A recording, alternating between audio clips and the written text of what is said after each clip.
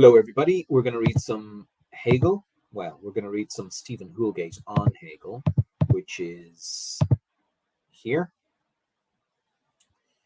We are on page 37 of Houlgate's Guide to the Phenomenology of Spirit. And this is the second experience of sense certainty, the dialectic of the eye. I've already read the beginning of Stephen Houlgate's section on sense certainty. So let me just get this aligned and then we'll start. In the experience of sense certainty, as we have seen, the object of such certainty, this here now, comes to diverge from what it is initially taken to be.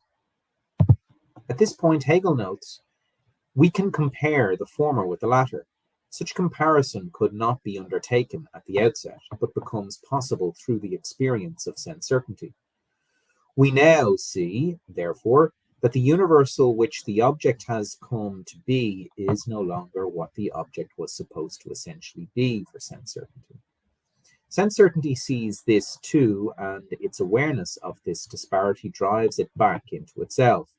It knows that its object is not meant to be indeterminate and universal, but something wholly specific. It now looks to itself, therefore, to preserve its consciousness of the specific in face of its experience. Accordingly, sense certainty now claims that it is conscious of something specific, not because its object is simple and immediate, but because its own certainty is immediate. For sense certainty, the specificity and immediacy of the object before me are held in view by the immediacy of my seeing, hearing, by the immediate certainty of the eye. This means that the object I take myself to be certain of is itself subtly transformed. It is no longer merely this, here and now. But what I mean by this, what I know to be immediately present before me. So we transition from this here now to I know to be immediately present before me. Hegel notes, however, that in this relationship, sense certainty experiences the same dialectical acting upon itself as in the previous one. The problem, put simply, is this. If all I am aware of is what I means by this, I do not actually have anything specific in mind, for another I is equally conscious of what I mean by this. What I mean by this is just as vague and indeterminate as this here now. It remains beyond me. What other eyes are certain of, and indeed what I myself am certain of at other times and in other places. And so when I am myself another, I then, the one I am now, by thinking of what I am immediately certain of, I think I have in mind something utterly specific to me. But the truth is that when I say I, the singular I say, in general, all eyes. Everyone is what I say. Everyone is I, this singular I. Like this here now, therefore, the unspecified I proves to be an abstract, indeterminate universal. The second experience thus shows sense certainty to be that it is no more certain of something specific when it takes its object to be what I mean by this than when it takes its object to be simply this.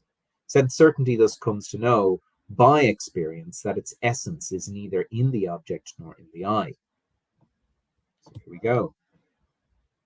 So the interesting thing is sense certainty comes to know by experience that the essence is neither in the I or the object. So who is this agent?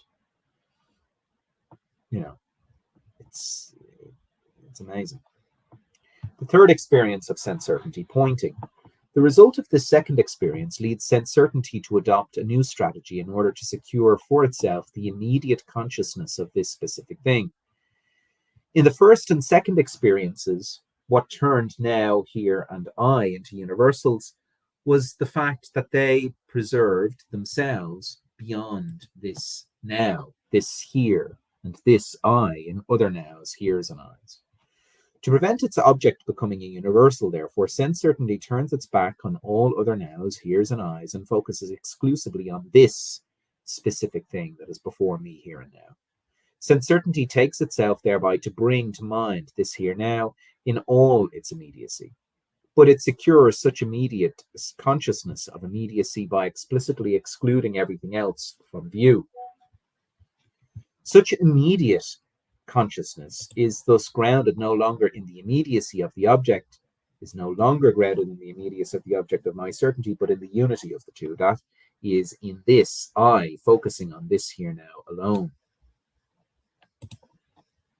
As Hegel puts it, quote, it is only sense certainty as a whole which stands firm within itself as immediacy, and by so doing excludes from itself all the opposition which has hitherto obtained.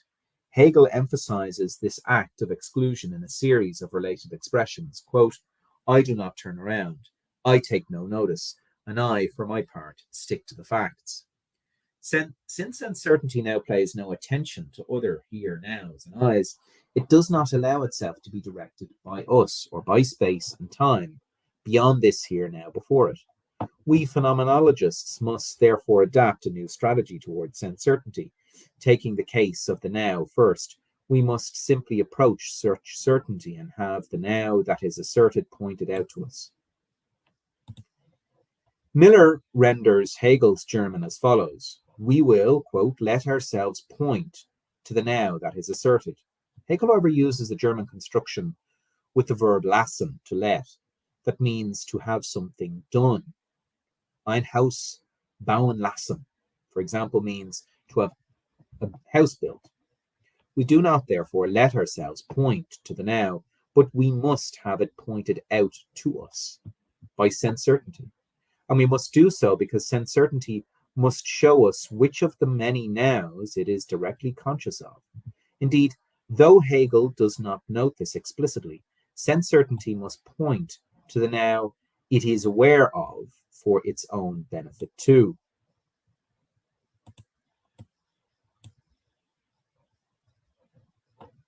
Try and find a color for that. It confines itself to one now among many, and so must pick out for itself the one that captures its attention. In pointing out to us what it is aware of, sense certainty thus also points this out to itself. Hegel notes, however, that what is pointed out changes its character for sense certainty in the very process of being pointed out and ceases being the simple immediate now that sense certainty aims to bring to mind. The problem for sense certainty is this. It has to point out what it is conscious of now, but as it points out that now, the latter recedes into the past and is so no more. In being pointed out, therefore, the now vanishes. What comes to be pointed out is thus a now that no longer is and has been. Hegel presents the process of the now's disappearance with the degree of drama in these lines. The now is pointed to this now. Now, it has already ceased to be in the act of pointing to it. The now that is another now that one is pointed to. From the start, sense certainty takes itself to be aware of this specific thing in its unalloyed immediacy and being. For such certainty, the thing is, and it is, merely because it is. In order to prevent its object, this now, turning into an empty universal, however, sense certainty has to confine itself to one among the many nows, with which it is surrounded. That in turn means that it has to pick out or point out from that many the one that it is directly aware of. We have seen, however, that in being pointed out, that now vanishes, it is pointed out and brought to mind, therefore, as a now that has been and so no longer is. As Hegel puts it, the now that has been pointed out no longer has the truth of being, but it was with being, with what is now before us, that we were concerned. In confining itself to and pointing out this now rather than any other, sense certainty thus loses the very now it wants to bring to mind. It deprives itself of that now precisely by pointing it out. Yet it has to point out and isolate that now, if it is not to slip into consciousness of abstract indeterminate universality. Sense certainty is thus caught in a double bind. Either way, it loses object of its certainty. Yet this is only half the story. For in losing the object of its certainty, certainty gains a radically new object, the act of pointing, as Hegel describes it. It takes time. It brings forth what we are conscious of now at a later point in time, namely now. What is pointed out now is thus actually a now that no longer is, but that lies in the past. Yet what is pointed out now cannot simply be that which is past. After all, it is that which has been pointed out and so is now present to consciousness. In the process, Hegel describes the now that sense certainty has in mind, is indeed pointed out and is therefore now before the mind. Yet what is now before the mind is not a pure and simple now, precisely because it is a now that has been pointed out and in that respect is no longer. What is brought to mind in the act of pointing comes before us now. It comes to be present to the mind. At the same time, it comes to be present to the mind as having a past. What comes to presence through pointing, therefore, is never sheer immediate presence, but always a presence that incorporates its past, its having been. That is because it comes to presence as a now that has been pointed out. This fusion of presence and pastness, of being now and having been, that is, of being and not being, is what emerges through the experience of pointing as a new object or truth of sense certainty. It is the positive results of that experience. Similarly, the here is pointed out as not just here, but as a here that is also distinguished from and so related to there. That is, as a before and behind, an above, below, a right and left. The object or truth that emerges in the experience of sense certainty is not, therefore, the pure being or immediacy that such certainty first took its object to be, but a complex fusion of being and not being, or negation. This moment of negation will be a central feature in all subsequent shapes of consciousness and the phenomenology. By being this fusion of being and negation, of presence and pastness, the newly emergent object of consciousness is necessarily a unity of different moments. It is, in Hegel's own words, a now which is an absolute plurality of nows, or a simple complex of many heres. In this sense, the object of sense certainty turns out not simply to be this after all, but to be a unity of this and not this, of now and then, or here and there. Yet the emergent object of consciousness does not cease altogether to be this, for it remains that which is brought to mind here and now as such, as Hegel puts it. It remains a simple entity. The paradoxical result of the third experience of sense certainty in Hegel's view is thus that the object of consciousness proves to be complex in its very simplicity and simple in its complexity. Okay. It is for this reason that Hegel says that the spatial object of consciousness is the simple complex of many heres. Hegel is not playing verbal games, but making an important point. The truth that emerges through the activity of pointing does not completely replace what sense certainty first took to be the truth. That emergent truth is what the simple this itself turns out to be when it is pointed out by sense certainty, and in this way is picked out from other thises. Through the activity of pointing, sense certainty succeeds in bringing this now to mind as something simple and immediate.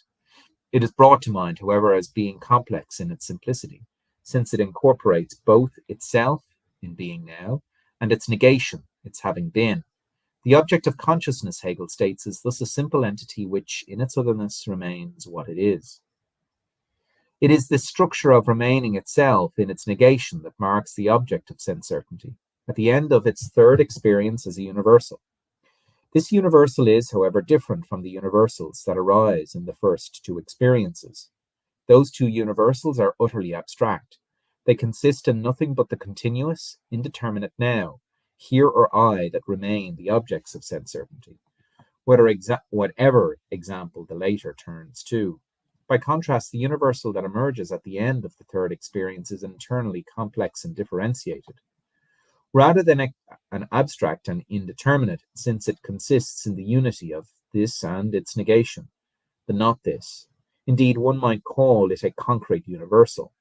Its concreteness is still fairly minimal, but nonetheless it constitutes an advance on the abstract universals that arise earlier in the experience of sense certainty.